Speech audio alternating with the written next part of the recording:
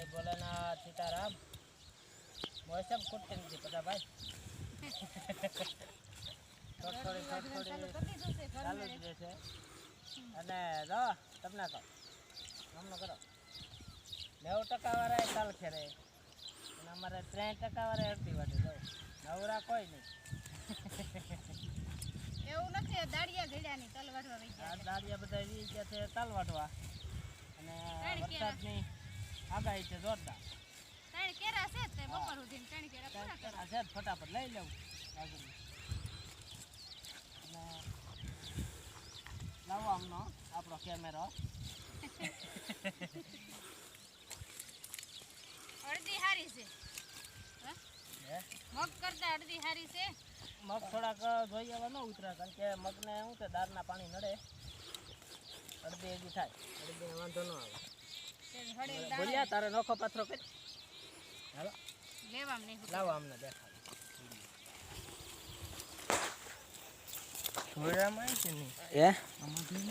ધૂળ નહીં આવે એમ જો કેવાય પાકી ગઈ ફર્સ્ટ ક્લાસ. જો દાણા અટાણા તો કાર હોય એટલે જડદીને પાટે ને બપોર કડે તો સિંગને અડો ને તો તરત થઈ જાય. દાણા બહુ નથી દેખાતા જો થોડા દેખાય. હા એક દી ભણીને આવ્યા પછી બેઠો નથી એક દી નહીં જો અમારે બોલ્યો કારણ કે આવીને સીધો પાણી ચડી ગયો. પાણી ચડીને અમે સેવડી કાપતા હોય ને તાઈ ધોળ જો આમાં બધી નાખી દીધી હારી હારી ચાલી પસાર. હા ટકાવારી ને અમે અમને ત્યાં તો નહીં પાસ થાય થઈ ગયો પાસ વાંધો ન આવ્યું નીકળી ગયો હોરું. હવે 12માં ધ્યાન દઈ ગયા એકવાર એટલે વાંધો ન આવે. વાડીએ ન લઈ આવવો પડે હે તો વાડીએ ન આવવું પડે.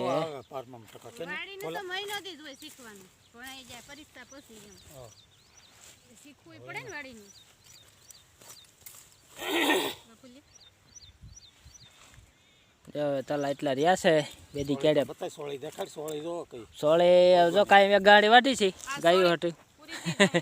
અચ્છા હવે 2 કેરા રહ્યા છે બેદી હાલ છે કાંઈ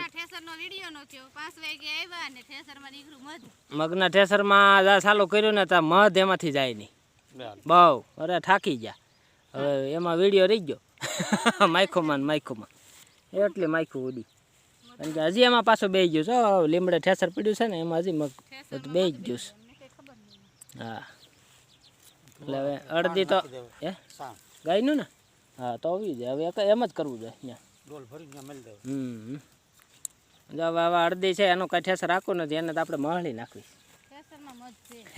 ઠેસરમાં છે મધ અને મહળી નાખશું ને થઈ જાય ચોખ્ખું.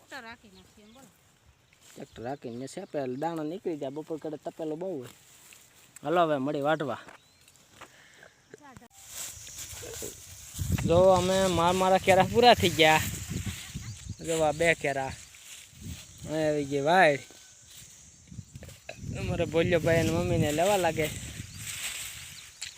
વાતોમાં હોય ને વડા ઠોક વાતોના વડા કે વાતો કર્યા. હા મોઢું હાલે ને એટલે હાથ હાલવો જોઈએ નહીં ભલ્યા. હા હાથ દુખે તો અમને દુખે. હું ઉપરથી થઈ બેઠો 500 ફૂટનો કેરો છે આગળ ઊભો થયો લાગત બેઠા બેઠા જાય કેરા ભૂગાડે મેન ભૂલ્યા બે કા ભૂલ્યા ધીમે વાર જેવું લાગે નહીં. એટલે એમ ખેતી નથી થતી ખેતી અઘરી છે મહેનત બહુ માગે તો એ ખેતી થાય.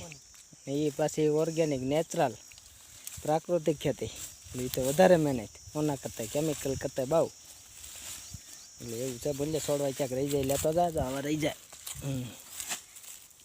એટલે કોઈ લોકોને થાળીમાં આવે તો એમ થાય આવું આવ્યું તે હોય પણ કઈ રીતે થાળીમાં પૂગે છે એ કોઈને ખબર જ નથી. કે વાવણીથી માનીને બધા વિચાર કરતા હોય કે ભાઈ આપણે થાળીમાં રોટલી કહીએ એવી બસ આવી છે ને તેવી છે બસ એમ. કેમ પાક્યું કેમ એને વાવ્યું કેમ એને તૈયાર કર્યું વાઢ્યા હોય ઠેસર રાખ્યું હોય હમા કર્યા હોય દવણું કર્યું હોય દળ્યા હોય રોટ બાંધે તે પછી રોટલી થાય. એટલે એવું બધું છે, કોઈ વિચારતા જ નથી. અને આ કાંઈ કંપનીમાં ન બને, અડદ છે, ઘઉં છે, કા બોલ્યા, આ બધું ખેતીમાં જ ઉત્પન્ન થાય. કંપનીમાં ક્યાંય મશીનમાં નીકળતું નથી. મશીનમાં નીકળે કંઈક જીરું બનાવે ડુપ્લિકેટ, કંઈક ભાત બનાવે પ્લાસ્ટિકના, એ લોકો ખાઈ જાય. ડુપ્લિકેટ કયા કંપનીમાં બનાવે, કોઈ જીરું છે, કોઈ ભાત છે પ્લાસ્ટિકના, એ લોકો ખાય. ઓરિજિનલ તો બહુ ઓછું મળે.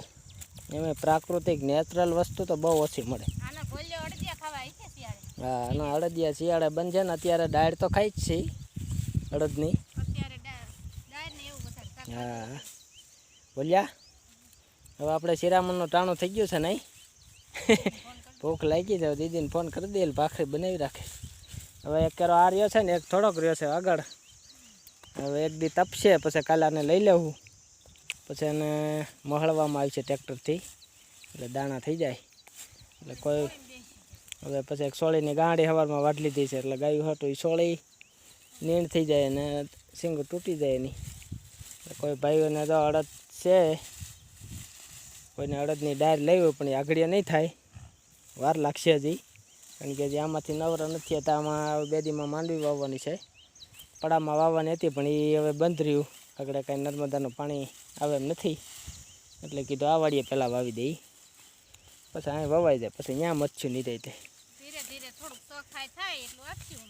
હા, થોડું થોડું સાફ થતું જાય એટલું આપતા જાઉં. મગના ઓર્ડર તો ઘણાય છે. મગના ઓર્ડર તો ઘણાય છે, પણ હજી સાફ થયા નથી, ખાલી તૈયાર થયા છે એવું છે ને. જા બાજરી જો દેખાય, એમાં જનાવર એટલા બે હે.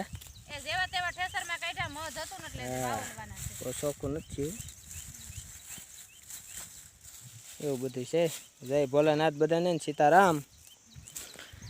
કોઈને ઓર્ડર દેવો હોય તો આમાં નંબર છે, હાસું ખાવું હોય. કારણ કે આપણે એક ધ્યેય છે, હાસું ખાવું ને હાસું ખવડાવવું, ખોટું નહીં આવે કહીએ. ખાતર નહીં ખાવો તો બહુ વડે જ મોટા. હા, આમાં ડીએપી ને ઉરિયા નાખ્યું હોય તો આમાં દાંતડો ન ઘરે એવા બને, પણ આપણે એ વસ્તુ નથી થતી, એટલે ઉત્પાદન આમાં 50% આવે. એક બે વાર ઓછું રાખીએ પછી ઢોર વધશે એટલે એમ ઉત્પાદન વધશે થોડું ઘણું. બીજું ગાવું નવી ધૂળ્યું ખાતરને પડે એટલે જમીનને અટણ આદત હોય તો જમીને ભૂલી જાય. એવું છે. થાકી ગયો. વિડીયો સારો લાગ્યો તો લાઈક કરજો ને શેર કરજો, એટલે જે લોકો નવા હોય ને મળે. કોઈને સાચું ખાવું હોય તો ખબર પડે. એવું જય ભોલેનાથ.